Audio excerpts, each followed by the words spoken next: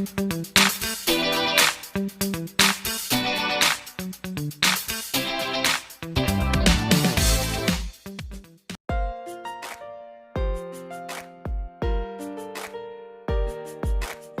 teman-teman, selamat datang lagi di Berbagi Cerita. Kali ini kita mau ajak siapa ya yang akan berbagi cerita dengan kita semua? Siapa Yondra? Ayu, apa kabar? Hai, oh ya belum lupa sapa. Ya ampun. Baik, Ndra. Yu. Baik. Baik, ya. Kita tuh udah temenan berapa lama ya, Yu? Ya ampun, berabad-abad enggak. Kita tuh temenan 10 tahun ada sih. Jadi kalau dibilang temenan udah lebih dari 1 dekade lah ya. Lebih kita itu kayaknya 16 tahun, 17 tahun gitu ya. Iya, temenan. di barat ABG ini kita udah lulus SMA ya saat ini kan. Ya. Iya. Nah, lama juga. aku mau ajakin temanku yang cukup lama juga, nggak selama kamu, tapi aku udah temenan sama dia itu berarti sekitar 11 tahun. Kita panggil temanku. Udah dari 1 dekade.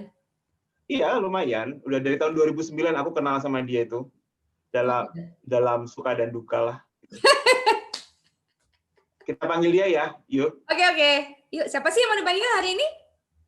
Devi namanya. Hai Devi. Iza. Hai Devi. Ya. Saya baru kenal. Jadi, posisi lagi di mana, Dev? Aku lagi di rumah orang tua aku di Pekanbaru, Oh, lagi di Pekanbaru. Biasanya di Jakarta. Biasanya di Jakarta. Nah, aku kenal sama Devi itu tahun 2009. Waktu itu kita sama-sama sekolah dibayarin gitu. Kita kenal di situ sampai sekarang masih kontak-kontakan terus, kadang-kadang sum-suman terus. Nah, kita hari ini pengen dengerin cerita Devi tentang pekerjaannya dia. Oke. Kemarin Devi udah kirim. Sebelumnya dibacain ini dulu dong, Ndra. Profil singkatnya biar teman-teman berbagi cerita tuh tahu lah ya, ada bayangan gitu. Namanya Devi ya. Tadi tuh dia ngirimin aku CV pendek sih sebenarnya, emang cuma 2 halaman lebih dikit. Cuman isinya padat banget. Nanti kita tanya aja dia itu sebenarnya ngapain. Aku juga baca ini agak kurang paham soalnya. Nanti kita tanya, tapi yang jelas dia itu bergelut di bidang wrestling. Gelut bukan ya? Development. Nanti kita tanya dia itu ngapain aja. Oke? Gitu aja ya. Mungkin Yuyu bisa mulai nanya Devi. Silakan. Yes. Iya, apa sih? Ntar sebelum ini kan Devi ngapain aja, aku mau tanya dulu soal ini dong. Background pendidikan kali ya. Gitu. Nggak usah dari TK-nya, nggak usah, atau playgroup-nya dari kuliah aja lah ya. Boleh deh. Ya, thank you. Aku sarjana S1-nya di UI, jurusan administrasi niaga. Terus S2-nya sama-sama dengan Indra di Manchester ya, tahun 2019. S1-nya apa tadi? Suaranya agak kurang kenceng ya? Administrasi niaga. Oke, administrasi niaga. Kedengeran nggak? Kedengeran sekarang. S2-nya itu Management Implementation of Development Project. Aduh, susah ya. Project Development gitu. Di University of Manchester, Inggris. Oke. Jadi tahun 2009 tadi sekolahnya kita sama satu kampus, tapi Devi ini kalau di sini kayak semacam apa ya, sospol gitu atau apa Dev yang mirip-mirip di sekolah itu kalau di Indonesia jurusannya? Mungkin FE tapi studi pembangunan kali ya. Oh oke. FE tapi studi pembangunan gitu ya. Kalau aku kan akuntansi gitu, tapi kalau Devi ini studi pembangunan gitu. Oke. Itu sekolahnya, yuk. Apalagi yuk pengen nanya apa? Oke. Habis itu sekolah Business Administration, terus di Manchester apa tadi, Management and Implementation of Development Project. Aku ada contekan CV-nya. Ribet ya. Ya ampun. Nah, itu bentar. Dari S1 sampai S2 kan ada gap sedikit nih ya. Nah, itu sebelum S2 berarti udah sempat kerja dulu dong ya? Oh iya. Iya. Tapi terus kerjanya... Udah kerja. Iya ya. Boleh ceritain kerjanya. Ya lumayan lama sih, dari S1 ke S2 itu sekitar hampir 10 tahun lebih kali ya. Ininya. Jadi aku awalnya tuh kerjanya di swasta ya, waktu baru lulus kuliah sih aku di swasta gitu ya, sama lah seperti teman-teman aku, kayaknya nggak ada yang ke arah development. Terus memang mungkin cita-cita kali ya, dulu aku pengen kerja di PBB ya, Perserikatan Bangsa-Bangsa gitu kan. Jadi memang startnya tuh udah tinggi, cita-citanya udah tinggi ya. Dan alhamdulillah waktu itu aku begitu masuk, memang dari pas swasta itu aku apply beberapa kali ke, tapi itu baru kepikiran setelah mungkin setelah sekitar 3 tahun kerja di swasta, baru kepikiran untuk mau coba ke PBB ya. Kalau bahasa Indonesianya kan Perserikatan Bangsa-Bangsa, atau kalau bahasa Inggrisnya tuh United Nations gitu ya. Jadi waktu aku kerja di swasta itu, aku jadi volunteer di UNICEF. Kebetulan kantor kita cuma beda 3 blok sih, ada di Sudirman. Kantor aku tuh UNICEF kan di WTC building ya. Aku sekitar beda 1 blok aja sama WTC. Jadi makan siang tuh aku jalan-jalan ke WTC, masih jalan nyobain kantin-kantin ya di Sudirman itu. Terus akhirnya pas ke WTC itu ada banyak pameran, salah satunya adalah pamerannya UNICEF, dia jual kartu lebaran, kartu Natal, lucu-lucu gitu kan.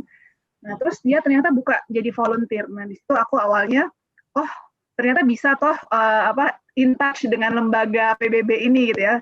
Jadi awalnya aku lewat volunteer, lalu dari situ terima pengumuman gitu dari UNICEF bahwa ada yang buka lowongan PBB yang lain gitu ya, banyak lowongan-lowongan. Terus aku apply, pertama nyoba tuh nggak lolos ya. Itu mungkin setelah attempt keempat ya, ada lowongan di UN, aku akhirnya keterima. Nah, keterimanya ini di daerah konflik, langsung daerah konflik, bukan di Jakarta ya. Waktu itu ada konflik agama atau sosial ya mungkin ya, di Maluku Utara tahun 2000 konfliknya. Tahun 2022 itu udah mulai selesai. Udah namanya fasenya udah post konflik ya. Jadi waktu diterima itu orang tuaku agak-agak ngeri juga ya. Ini nih, aku juga belum pernah ya, paling jauh tuh kalau jalan-jalan waktu itu mungkin ke Bali aja paling jauh ya, Jawa, Sumatera, Bali. Itu kan di Maluku ya. Nggak pernah kebayang itu ada di mana gitu kan. Seperti apa bentuknya, hutan atau kayak gimana. Orang tuaku, tapi kan mereka tuh memang dua-duanya PNS dan dua-duanya sering ditugaskan ke daerah-daerah. Papaku di kehutanan, jadi dia sering ke daerah-daerah terpencil. Jadi perdebatannya nggak terlalu lama. Dia tahu anak-anak perempuannya ini tuh memang orangnya tuh suka melakukan hal-hal yang baru gitu ya. Jadi dan selama ini sih menurut mereka aku cukup bertanggung jawab. Akhirnya papaku cari kenalan di sana yang dia ternyata ada mantan tetangga aku di Ciamis dulu waktu kecil yang tinggal di sana. Makanya papaku yakin ya udah deh dititipin gitu sama tetangga gitu ya. Akhirnya aku berangkatlah ke Ternate.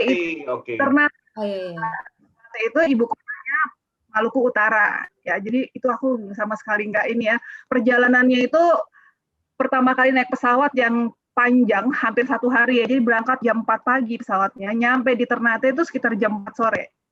Ya. Itu zaman dulu ya. Jadi belum, kalau sekarang udah ada yang direct ya. Zaman dulu tuh dari Jakarta transit di Manado cukup lama, baru naik pesawat kecil ke Ternate itu ya. Sekarang pesawatnya udah nggak ada, Burak, udah nggak ada tuh pesawatnya ya. Jadi dari dari Jakarta naik Garuda ke Manado naik Burak ke Ternate, nyampe jam 4 sore, jadi seharian. Itu pertama ya, pekerjaan pertama dengan organisasi namanya UN-OCHA, United Nations Office for Coordination Humanitarian Affairs. Jadi organisasi UN-OCHA itu tugasnya dia mengkoordinir organisasi-organisasi baik LSM atau UN organization yang berada di daerah yang sedang krisis ya. Krisis itu bisa konflik atau disaster, natural disaster seperti gempa atau tsunami gitu ya. Nah, organisasi ini tuh kan banyak, jadi harus ada yang mengkoordinasi ya supaya kegiatannya tuh tidak tumpang tindih, lalu bagaimana berhubungan dengan pemerintah lokal, pemerintah daerah, ataupun misalnya di Jakarta dengan pemerintah pusat, itu kan harus ada yang mengkoordinir ya, supaya nggak berantakan sendiri-sendiri. Nah, itu disitulah tugasnya UN-OCHA. Aku penasaran, kenapa pengen kerja di PBB? Kalau Devi apa yang bikin tertarik gitu? Ketertarikan aku sama isu-isu sosial tuh sebenarnya udah lama ya, walaupun aku SMA tuh milihnya IPA jurusannya ya. Tapi Jadi kayaknya nggak seperti hal kalau ada yang lemah itu aku bela gitu, ada yang nggak sesuai itu aku protes ya. Mungkin itu udah ciri-cirinya dari dulu ya. Ibuku jadi mamaku tuh udah bilang, lo tuh dari kecil tuh udah yang seperti ini, nggak bisa ngelihat kalau ada yang hal-hal yang nggak beres gitu ya, pasti lo protes gitu kan ya. Itu satu. Aku nggak sadar sih kalau itu memang ternyata lead ke sana gitu. Jadi isu sosial itu menarik buat aku. Lalu yang kedua, kesannya keren aja, kerja di PBB keren aja. Jadi sederhana aja. Itu kerjaan yang keren. Kayak aku mau sekolah ke Inggris karena aku pengen nonton Liverpool langsung gitu, bukan karena kenapa-napa, karena pengen nonton. Kayak gitu. Jadi pokoknya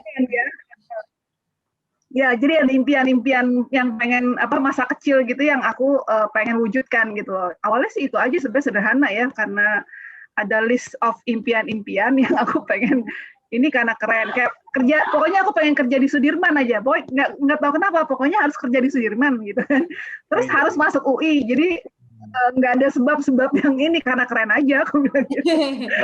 Awalnya begitu. Jadi mimpi-mimpi yang karena impian keren ya, iya. Mimpi-mimpi yang keren, tapi kan juga kalau kita punya mimpi ya, kalau kita tidak berusaha ya agak susah juga ya untuk diwujudkan. Nah kalau Devi ini kayaknya tipikalnya yang kayak aku punya mimpi dan dia sangat persisten, gimana caranya mimpi-mimpinya itu bisa terwujud gitu kan. Iya. Oke, boleh dilanjutin cerita soal UN? Oh iya, mohon maaf. Ya. Maaf dipotong ya. Iya. Aku sampai di Maluku Utara itu daerah post konflik ya. Jadi begitu nyampe tuh aku temen aku ngajakin makan, terus tiba-tiba ada suara yang listrik dipukul-pukul lagi kita makan gitu. Aku pikir ngapain sih orang kalau di Jawa atau dekat-dekat rumah kan kalau ada yang listrik dipukul tuh tandanya kan mau siskamling ya. Oh ada yang mau siskamling nih gitu ya. Ternyata itu tanda bahwa ada kerusuhan gitu. Jadi ada yang mau nyerang. Nah itu yang pertama kali bikin ya ampun, baru nyadar kalau kerjaan ini ternyata berbahaya ya.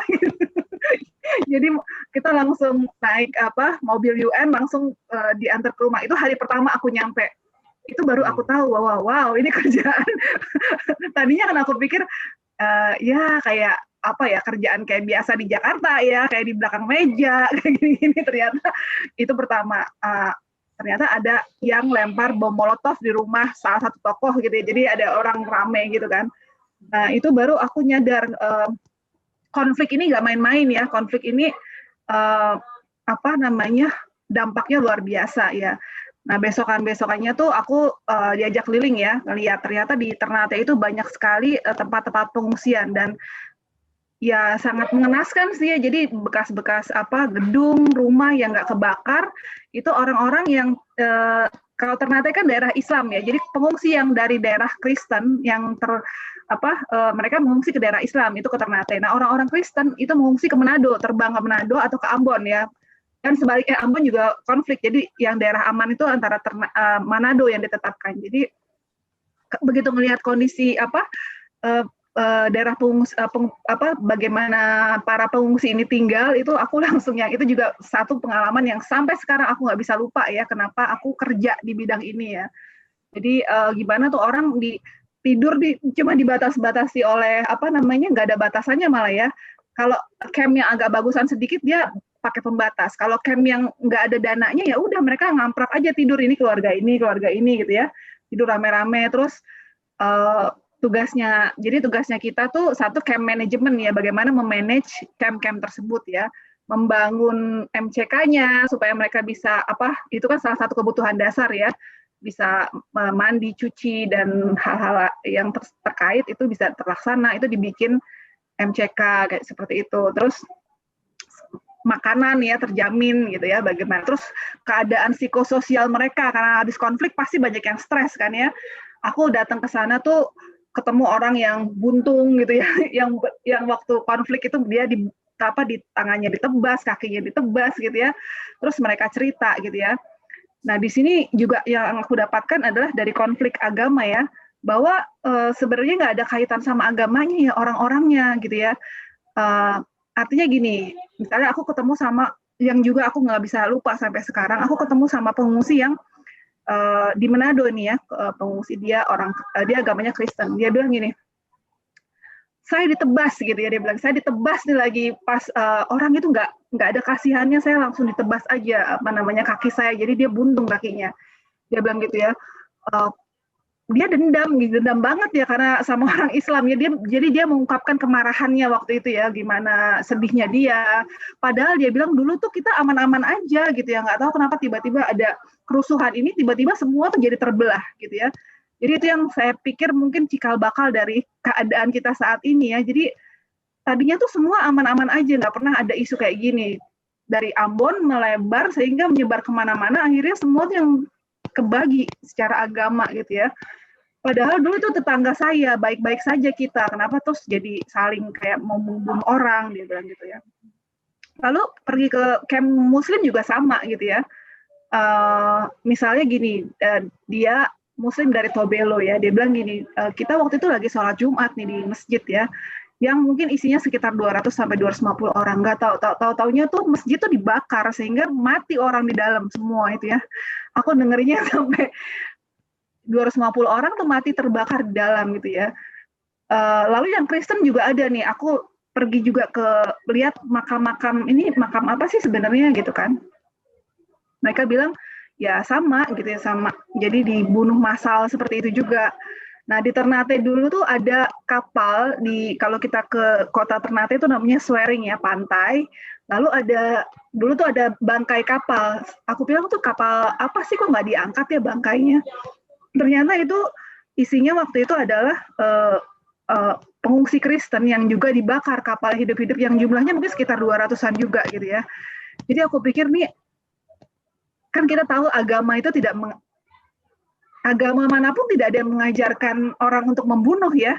Jadi bukan masalah agama menurut aku, karena sama-sama nih orang ya diprovokasi untuk melakukan itu gitu loh ya. Mereka nggak ada hubungan dengan agama sih menurut aku ya, karena agama kita yang kita tahu nggak ada yang mengajarkan pembunuhan massal kan gitu kan.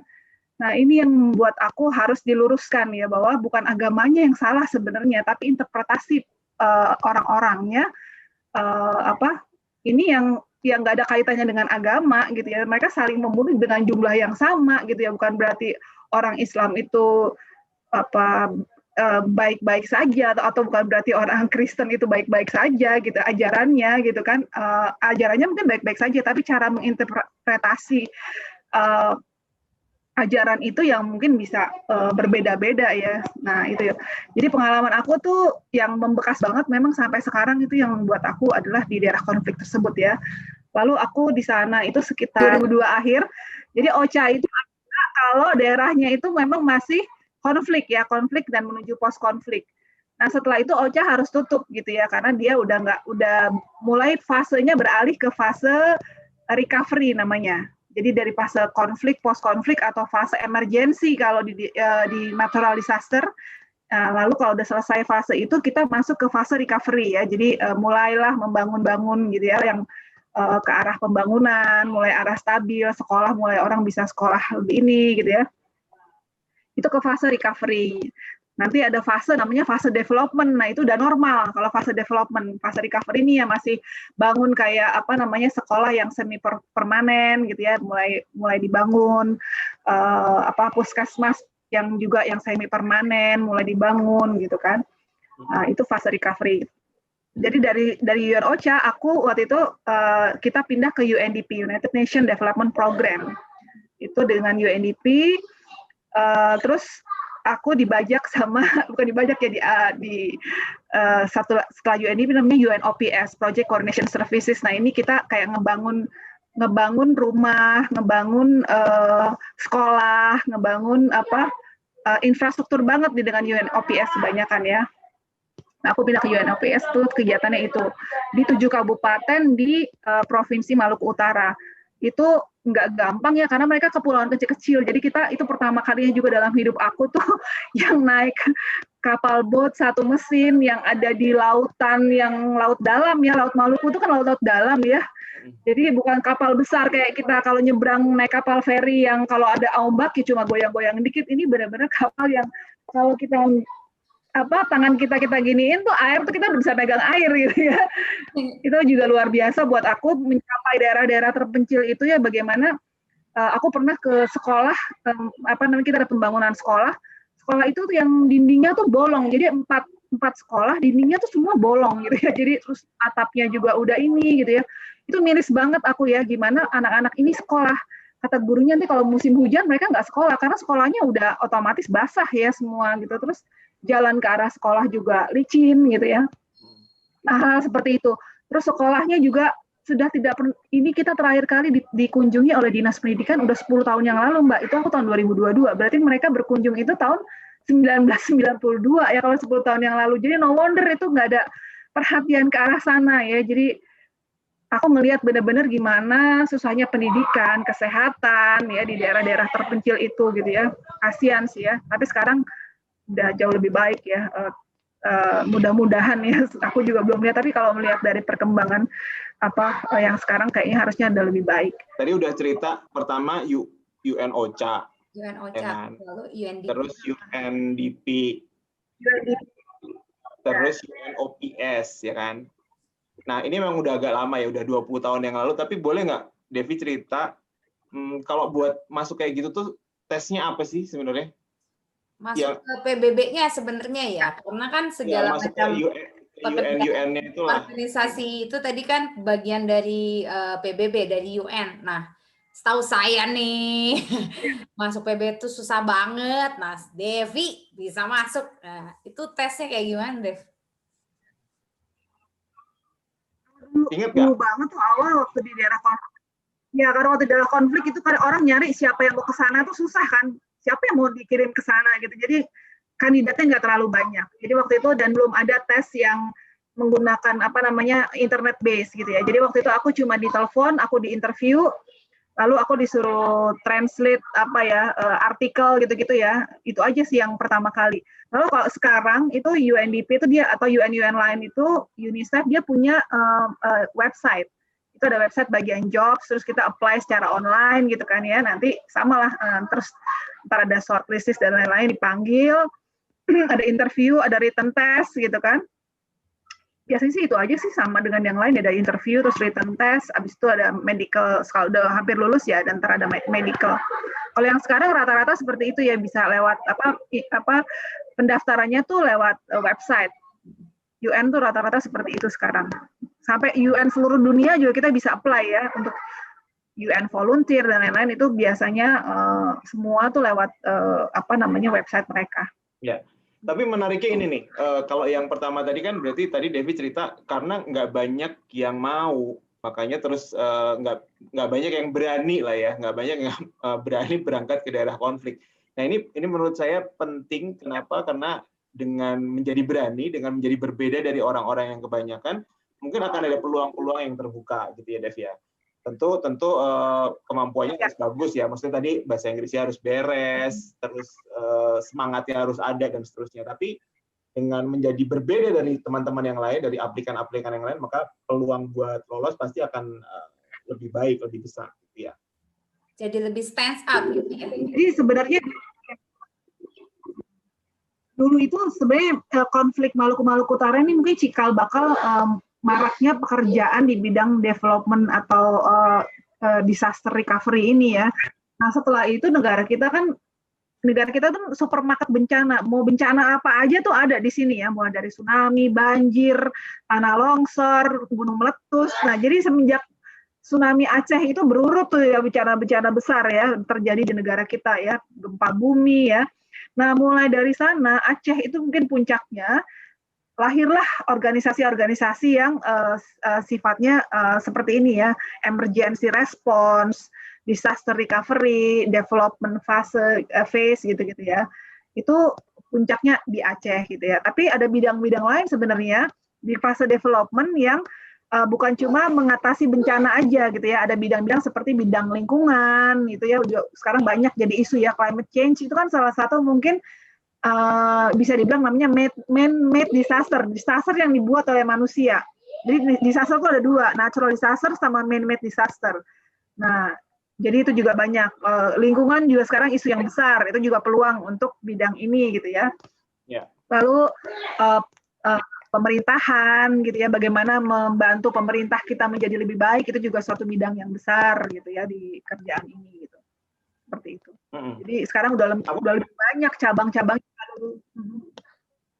Aku pengen nanya nih Dev, kan tadi kamu udah cerita tuh 2000 kamu mulai kerja ke UN itu segala macam, terus jalan-jalan sampai akhirnya 2009 sekolah lagi kan. Nah, di pas sekolah lagi itu yang dipelajari apa?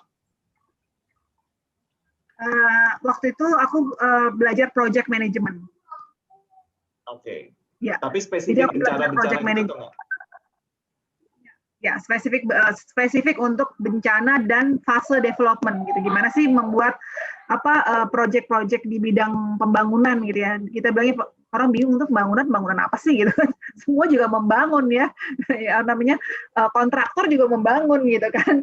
Nah, ini ada aspek-aspek tadi ya, aspek-aspek seperti filantropi gitu ya, bagaimana mengelola organisasi kemasyarakatan, organisasi sipil gitu. Terus bagaimana negosiasi dengan pemerintah. Kalau bencana tuh bagaimana memanage tata kota, itu yang aku pelajari gitu ya. Terus ya project, dan itu menariknya karena ketemu dengan teman-teman dari dunia dari teman-teman dan banyak negara ya. Jadi itu sebenarnya yang aku pengen dapat adalah pengalaman dari negara-negara lain ya, dari Afrika gitu ya. Ada beberapa teman dari Afrika tuh juga menarik case-nya kalau untuk bidang development ya. Terus dari Eropa, dari sisi negara-negara maju juga mereka juga ada nih organisasi development seperti ini. Seperti apa sih yang di negara maju dan seperti apa di negara yang sedang berkembang kayak kita dan negara yang sangat tertinggal seperti Afrika gitu ya. Itu yang aku dapat waktu kuliah ininya sih. Oke. Yes. Bisa bertukar experience ya dengan teman-teman dari negara lain.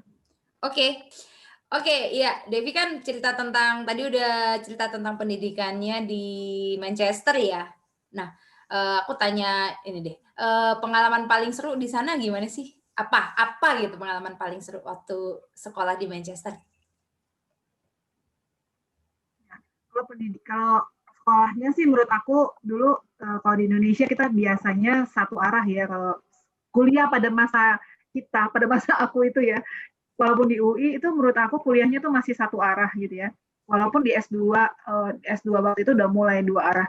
Nah, di sana tuh kita nggak bisa diem gitu ya. Jadi memang ditantang untuk aktif gitu ya. Jadi harus dua arah antara kita dengan mahasiswa lain dan dengan dosen. Itu yang buat aku berkesan banget ya.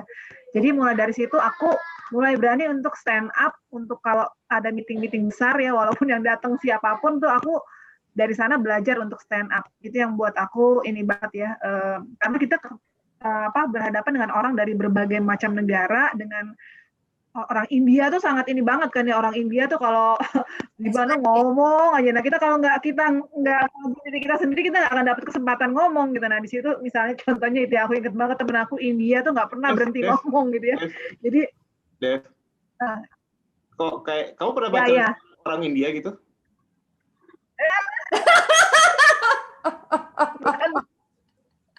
Ngatain gue ya.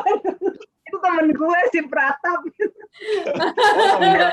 Teman. Oke. Kirain pacar. Oh, kirain nggak apa-apa sih kalau mau diceritain juga, Dev. Oh ya, kita menyimak. Di Inggris dokter ya. Juga pengalaman ya, lagi masa-masa pacar dokter yang kemana-mana pakai pakai BMW di Inggris ya. Itu juga pengalaman yang luar biasa buat gue. Jadi kos-kosan aku itu depannya kan rumah sakit anak ya. Jadi depannya rumah sakit anak, terus aku kenalan sama dokter anak. Jadi kita pacaran. Jadi sempat pacaran 3 bulan lah di Manchester. Itu juga berkesan. Dan yang paling berkesan tentu saja aku nonton bola ya. Nonton Liverpool, Manchester, sama pokoknya tim-tim yang besar-besar tuh aku udah nonton semua. Itu yang luar biasa buat aku. Sama pengalaman tinggal di rumah orang Inggris. Jadi di sana tuh waktu selama sekolah tuh ada apa nama programnya enggak? Aku lupa yang kita tinggal di rumah. Di rumah. Ya, host Alan namanya. Jadi kita dapat kesempatan untuk tinggal selama 3 sampai 4 hari di rumah orang Inggris gitu ya. Waktu itu aku bilang aku pengen mengalami White Christmas gitu ya di rumah orang Inggris, dan itu tercapai ya. Jadi walaupun aku ini Muslim ya, tapi aku pengen lihat kayak gimana sih Christmas yang tradisional banget gitu ya. Nah itu beneran, maksudnya itu tercapai impian aku. Rumahnya itu suasananya tuh kayak film cerita 5 sekawan. Terus aku diajak sama mereka untuk menyaksikan traditional White Christmas di gereja batu yang kuno banget ya, orang-orangnya juga masih orang-orang kampung Inggrisnya gitu ya. Itu juga pengalaman yang menyenangkan. Banyak lah sih, tapi yang diantaranya itu ya buat aku yang selama sekolah. Jadi kan kalau misalnya sekolah waktu kuliah di Inggris kan selain jadi belajar lebih berani untuk untuk speak up dan stand up, bukan komedian ya, stand up aja.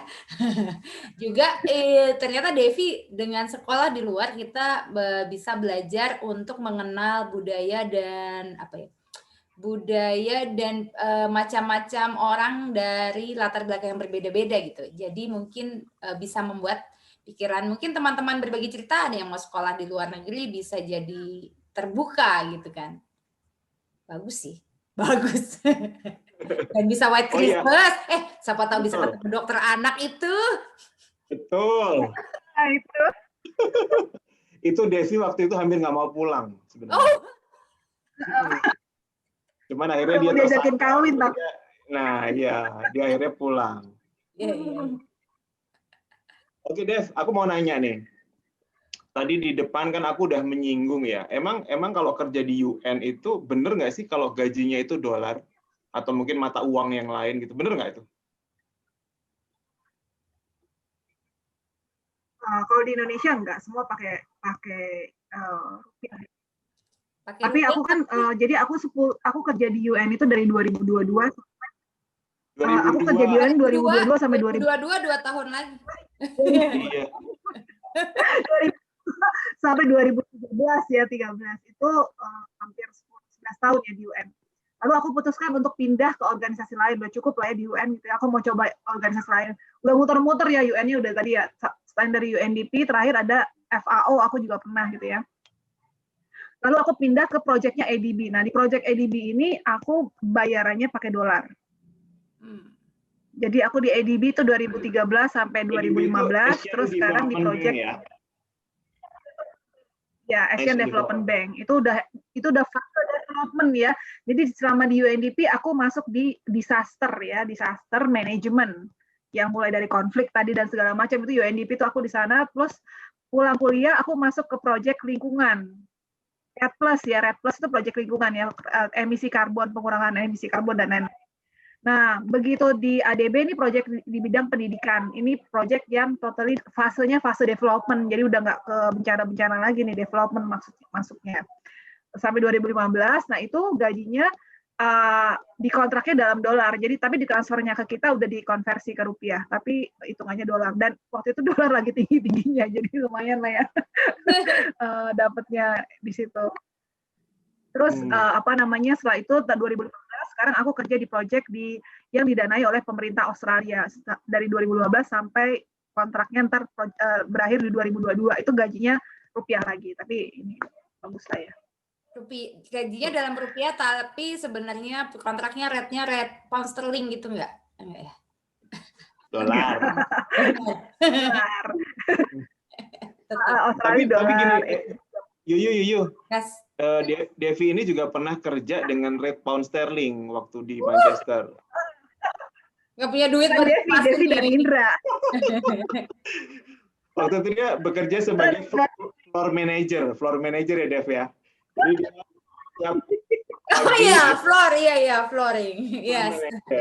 Dan itu benar loh, gajinya pound sterling kita dibayarnya itu setiap seminggu sekali, ya kan? Oh, iya. Lumayan loh itu. Iya. Anak kuliah memang harus kreatif ya.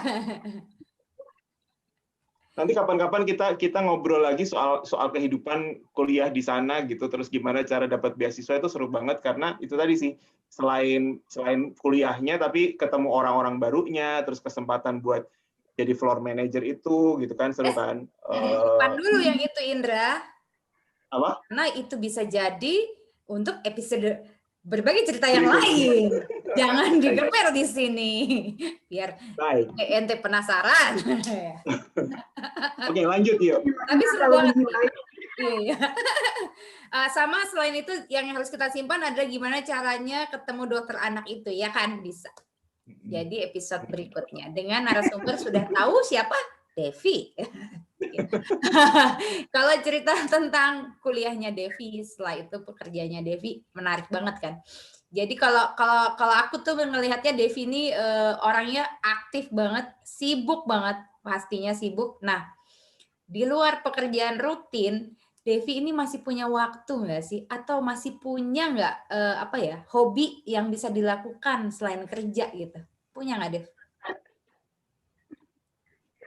Jadi di luar kerjaan sehari-hari aku tuh aku memang nggak bisa lepas dari kegiatan volunteer ya. Jadi aku masih kegiatan volunteer di organisasi yang isinya tuh kebanyakan pegawai swasta. Jadi teman-teman aku ini namanya organisasinya Soroptimis Internasional. Aku sekarang kerja di project namanya Kompak ya. Itu project yang kegiatan sehari-hari aku. Nah, terus aku volunteer di organisasi namanya Soroptimis Internasional. Isinya ini adalah perempuan-perempuan yang background-nya dari swasta, yang mereka tuh mau melakukan sesuatu hal sederhana di luar jam kerjanya. Nah ini kenapa aku tergerak ke sana, karena ternyata teman-teman yang swasta ini juga banyak yang pengen terlibat di kegiatan sosial, tapi mungkin nggak tahu caranya atau apa aja sih jenis-jenisnya gitu. Jadi aku berasa ini ya di sini dari kita mulai garage sale gitu-gitu ya ngumpulin baju-baju yang atau sepatu dan lain-lain buat kegiatan kita gitu kan, atau campaign yang sederhana di CFD ya, Car Free Day di Jakarta, itu diantara kegiatan-kegiatannya kasih beasiswa sama dulu kita ada di Cisarua itu kan banyak yang kawin kontrak ya. Nah kita berusaha untuk memang susah banget ini ya, kita udah usaha, udah kita kasih beasiswa, ternyata dia balik lagi kawin kontrak. Jadi itu memang usaha pekerjaan ini itu salah satu suka dukanya itu ya, udah capek-capek di ini, balik lagi dia nggak berubah gitu. Ternyata ada yang bisa berubah, ada yang enggak. Itu salah satu dukanya mungkin ya. Selain dari itu aku suka mulai 2006 kali ya, aku mulai lari. Jadi dulu waktu aku di Manchester, itu temen aku dari Jepang, itu suka banget dia lari gitu ya. Tapi aku kok ngos-ngosan gitu kan. Lari itu kayak napasku udah mau putus, udah mau mati gitu ya. Sampai di Jakarta aku ke dokter kardio. Terus saran dia adalah, ya udah kalau gitu nggak usah lari. Itu ke dokter tuh ya, dia bilang, pilih organisasi yang gampang-gampang aja. Tapi aku nggak nyerah. Itu terus aku dikasih tahu sama teman aku cara teknik pernapasan ya supaya bisa lari. Jadi dikasih tahu cara pernapasannya, akhirnya sampai aku bisa mulai dari lari pelan-pelan sampai mulai dari ikutan Jakarta Marathon. Itu pertama kali aku ikut race yang pertama yang 5K ya, 5 kilo. Akhirnya setelah berapa kali 5 kilo naik ke 10 kilo, terus naik ke half marathon, akhirnya jadi full marathon gitu ya. Itu aku jadi Sabtu Minggu atau hari-hari biasa tuh aku biasanya lari gitu ya. Mungkin seminggu bisa 3 sampai 5 kali ya lari. Devi nih walaupun disebut hobinya lari, tapi sebenarnya hobi utama dia adalah membantu orang. Makanya dia banyak sekali kegiatan volunteer-nya di mana dia bisa berkontribusi dan memberi manfaat bagi orang lain ya. Terus tapi kalau soal lari lagi nih, balik lagi. Kan udah dari awal lari, terus udah full maraton juga, udah maraton di mana aja nih, udah ikut yang mana aja? Berlin Marathon, jangan-jangan udah yang jauh-jauh juga nih. Ya, jadi dulu tuh aku nggak pernah punya bayangan bahwa akan sampai bisa lari full maraton. Jadi aku pikir udah umur, sekarang nggak usah nyebut umur kali udah di atas 40 gitu ya. Kayaknya nggak mungkin. Semudah saya gitu ngomongnya. Jadi kayaknya nggak mungkin banget deh bisa lari sampai full maraton. Terus aku pernah dioperasi lutut juga, sobek ligamen aku tuh ya tahun 2017 kalau nggak salah. Aku ligamennya sobek pas Bali Marathon 10 kilo tuh aku ngebut, ligamen aku sobek di operasi ya waktu itu. Ya udah deh aku bilang kayaknya ini udah tamat nih riwayat aku cuma bisa sampai 10 kilo. Tapi ternyata ya tadi itu ya karena persisten, jadi gimana ya kita men-challenge diri kita supaya ini sama teman. Jadi aku punya komunitas, so ada teman dekat dari komunitas itu ya, sekitar 8 orang nih kita. Oh ya udah kalau gitu kita supaya bisa full marathon kita challenge aja, kita ambil yang sekalian yang World Major Marathon atau WMM ya. Itu buat men-challenge supaya kita bisa, udah jauh-jauh masa nggak bisa sih, jadi buat latihan rutin dan lain-lain. Itu pertama kali aku ikut Berlin Marathon 2018. Karena mau ikut begitu jadi ada latihan yang rutin gitu ya. Ya beneran 2018. Eden, aku mau sungkem suhu.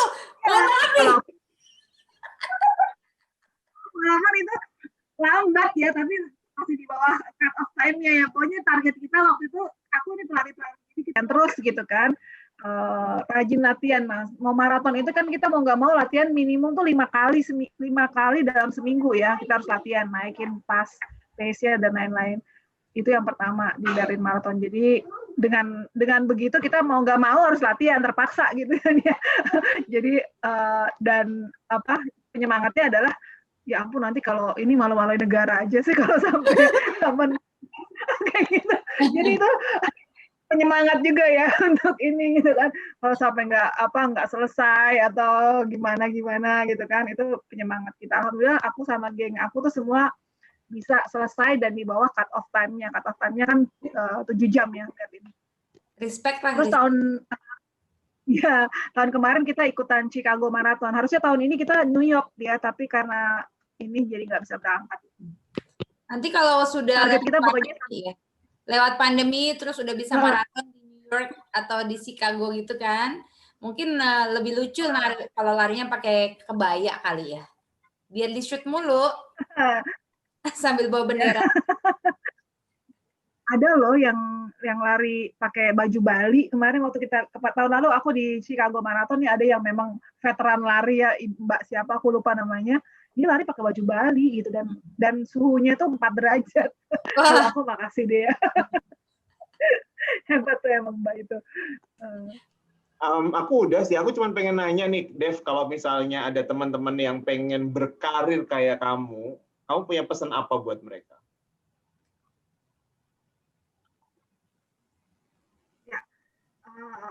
Ya, kalau sekarang sih mungkin udah banyak ya yang organisasi LSM ataupun badan PBB ataupun yang model kontrak manajemen ya, kontraktor manajemen yang seperti yang aku sekarang ini dengan Project Australia udah mulai banyak ya. Tapi mungkin kalau orang-orang yang awam itu tahunya mungkin dari kerjaan tuh PNS atau kerjaan di swasta gitu kan ya. Pertama tuh mesti rajin-rajin nyari informasi. Kalau dulu tuh andalan kita kan Kompas ya, Kompas hari Sabtu tuh isi lowongan gitu kan. Sekarang tuh kayak dengan udah mulai beralih ke ke IT base, jadi udah jarang kali iklan-iklan di sana. Tapi ada iklan lowongan pekerjaan di bidang ini di Yahoo Groups itu ada. Aku udah jarang buka sih ya karena udah nggak dalam posisinya nyari kerjaan lagi sekarang gitu. Tapi itu ada ininya. Itu satu ya. Terus ini kan bukan bidang, sebenarnya tidak berbeda juga dengan swasta. Ada bidang-bidang seperti kayak finance, HR, procurement, itu ada. Jadi ada bidang-bidang umum juga. Nanti kalau spesialisasi itu seperti bidang hukum gitu kan, atau bidang ekonomi, itu kan nanti kayak saya sekarang bidangnya tuh fiscal transfer ya. Mungkin balik lagi ke kuliah dulu gitu ya. Jadi menangani masalah transfer fiskal di dalam pemerintahan kita. Jadi kayak memberikan capacity building kepada pemerintah daerah untuk menggunakan dana-dana pembangunan jadi lebih optimal dan lebih baik. Nah, itu kan ekonomi, tapi untuk menuju tahap ke sana kan mungkin panjang ya. Jadi untuk pemula-pemula tuh ada tadi misalnya bidang mulai dari riset juga ada kalau untuk bagian programnya ya. Kalau untuk bagian operation tuh ada bidang finance, jadi tenaga finance-nya, bidang HR, tenaga admin juga ada, tenaga procurement juga ada. Jadi itu sama kayak swasta ya. Nah, mulai ke bidang program ini macam-macam. Ada yang programnya bergerak di bidang pendidikan, kesehatan gitu kan. Atau tadi ya kayak saya ke tata kelola pemerintahan gitu kan. Atau bidang lingkungan. Nanti itu ada yang junior staff-nya ada, namanya mungkin project assistant gitu ya, atau nama buat yang junior terus kayak gitu ya, project assistant, atau nanti lama-lama dia akan naik jadi spesialis di bidang-bidang tersebut gitu. Seperti itu sih. Dan menariknya adalah pekerjaan ini karena satu, pekerjaan ini kebanyakan dia biasanya kalau ada daerah-daerah pilotingnya dia atau daerah-daerah sasaran dia. Jadi pasti akan ada travel ya kebanyakan ya pekerjaan seperti ini. Misalnya dia pilotingnya itu di daerah-daerah memang daerah susah ya, ke daerah-daerah yang maju. Ada juga program untuk daerah maju ya, seperti program-program pengelolaan sampah atau lingkungan, itu bisa juga bukan cuma daerah tertinggal, daerah maju. Tapi kebanyakan kayak program pendidikan itu daerah-daerah yang susah, ya kesehatan itu daerah-daerah yang susah juga. Atau program aku adalah sasarannya daerah-daerah yang miskin, kabupaten-kabupaten yang miskin gitu ya. Nah, tapi enaknya tadi itu kita jadi mengenal Indonesia karena di mana-mana ya, bisa jalan-jalan kemana-mana gitu kan, itu enaknya. Lalu apalagi ya, ya begitu deh ininya apa namanya buat yang mau lebih apa, yang introvert juga banyak, tapi lama-lama mungkin harus karena ini adalah project yang berhubungan dengan orang, membangun orang, jadi mau nggak mau mungkin yang introvert ini lama-lama jadi extrovert juga ya, karena harus bisa connect dengan orang gitu kan, pekerjaan ini gitu. Jadi kalau Indra, mau bergabung dengan organisasi internasional yang banyak travelingnya, terus bermanfaat bagi banyak orang, mulai sekarang mungkin mulai bisa geser, nggak cuma jadi PNS, tapi mulai googling, cari-cari informasi supaya kalau ada opening bisa mulai daftar gitu ya. Nah kalau pas sudah daftar, Devi aja 4 kali ya, 4 kali percobaan baru bisa masuk gitu ya. Jangan mudah menyerah gitu ya. Karena seperti tadi disampaikan juga, kalau punya passion, punya semangat, punya keinginan gitu harus persisten gitu ya. Yuyu. Ya, betul sekali. Sama kalau misalnya mau mengikuti jejak Devi, jadi tidak harus misalnya jurusannya dari business administration gitu ya. Karena ternyata kan yang dibutuhkan banyak apa ya, ilmu dari jurusan-jurusan lain seperti tadi saya disebutkan beberapa lagi, misalnya seperti dari hukum atau mungkin dari finance gitu kan. Iya, finance ya. Gitu. Jadi untuk teman-teman berbagi cerita yang ingin mengikuti jejak Devi, tapi kan saya nggak jurusan itu gitu ya, jangan berpatah hati dulu gitu ya. Jadi tetap harus, kalau udah ada passionnya memang harus diterusin dan diniatkan sama itu seperti Devi, tidak mudah menyerah ya, tetap gigih berjuang sampai terwujud ya kan. Iya. Oke. Apalagi yuk? Mungkin Andra, mungkin bisa diawali dengan kegiatan volunteer. Jadi kalau tadi ya, jadi sebelum masuk mungkin bisa mulai sekarang, kalau yang kuliah-kuliah tuh ada waktu senggang, mulailah cari LSM lokal, atau kalau tadi ya kayak UNICEF kalau di Jakarta ya, atau WWF. WWF ini cabangnya juga banyak di daerah. UNICEF juga ada, tapi mungkin kalau volunteer itu baru cuma di Jakarta, aku rasa.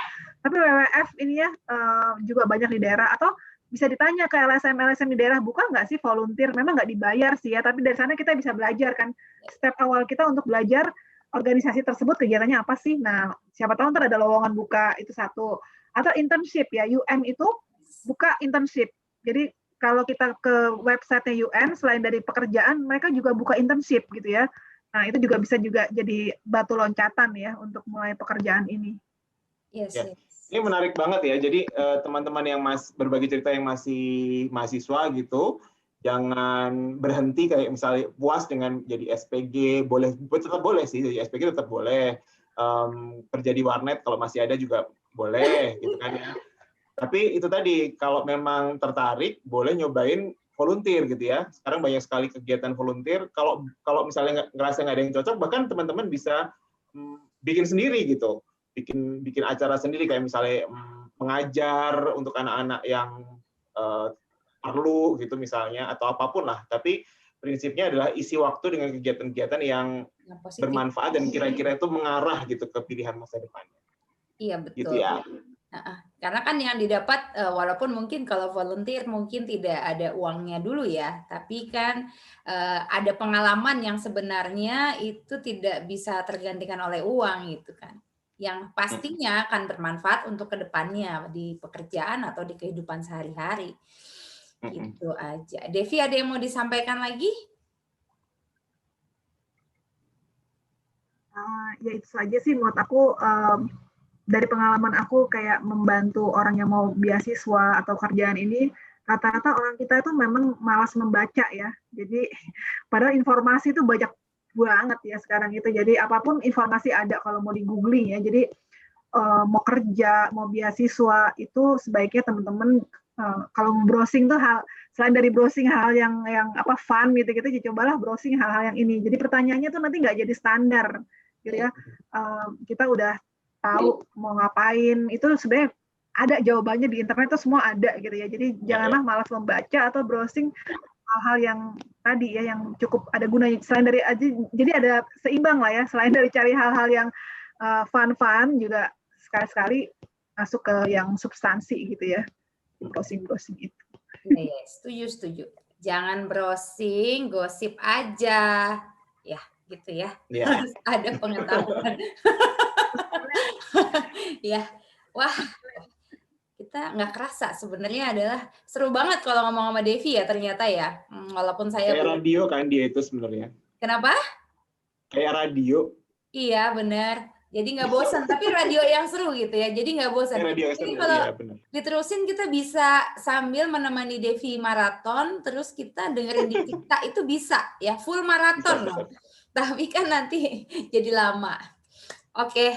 Ya, jadi Devi, terima kasih sekali sudah meluangkan waktunya bersama kami, berbagi cerita, menceritakan tentang pekerjaannya, dan semoga teman-teman di sana yang melihat channel kami bisa terinspirasi, mudah-mudahan, atau ya mendapatkan ya pengetahuan baru lah ya. Ada beberapa hal yang baru yang bisa bermanfaat bagi teman-teman, terutama yang masih sekolah atau masih kuliah dan masih bingung mau jadi apa. Itu saja berbagi cerita kali ini bersama Devi, teman Indra yang sudah lebih dari 1 dekade dan sekarang juga akhirnya jadi teman saya.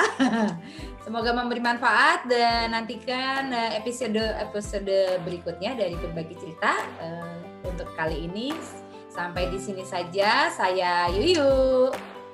Saya Indah. Dan itu Devi. Sampai jumpa lagi. Dah. Terima kasih.